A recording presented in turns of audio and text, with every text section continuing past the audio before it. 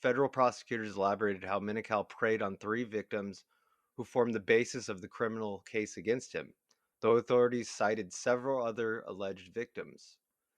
In January 2015, a teenage girl identified as Victim 2 was walking from her mother's home to her boyfriend's house when she noticed Menacal's marked Hialeah police truck. The teen ran into a couple of her male friends and got into their car. Menocal followed them and activated his lights and sirens. He told the girl to exit the car and wait by the police truck and then directed the two friends to drive away. Menocal told the girl to meet him in a nearby alley in an industrial area where he removed his gun belt, unzipped his pants, pulled out his penis, and started to masturbate. Quote, he asked her to help him out.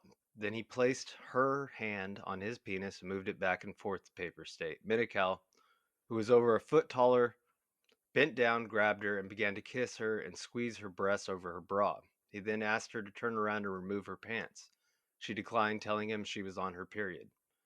Menocal told the teen that he was not arresting her, but that she should not tell anyone about what happened. He dropped her off in the area where he had first seen her.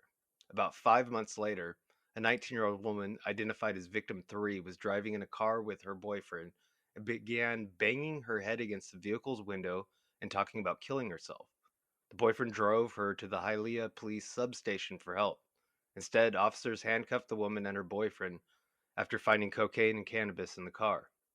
Menocal, the ranking officer at the substation, approached the handcuffed young woman and repeatedly told her he would release her if she performed oral sex on him.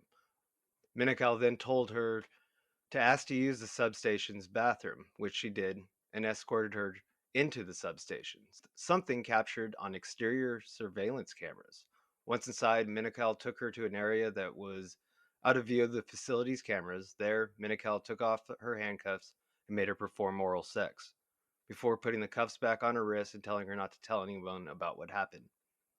The victim was identified thanks to surveillance footage. Other footage showed Menocal taking a total of 11 women into the Hialeah police substation in a 1 month period between May and June 2015.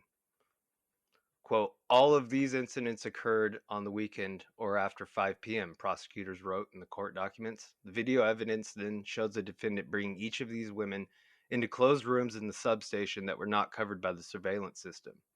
Menocal did not file reports documenting any of the encounters, a violation of typical police protocol. Another 19-year-old woman identified as Victim 5 came forward to Hialeah police after the Herald broke the story about Menocal's misconduct in November 2019. The woman told police late in 2014 Menocal pulled up to her in his marked police vehicle as she was walking down the street to a Hialeah gym.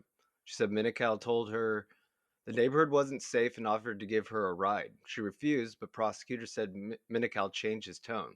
His tone went from concern and began insisting that she was prowling. After she reluctantly got into the patrol car, Menocal drove her in the opposite direction from the gym to a deserted alley near a strip club and forced her to perform oral sex.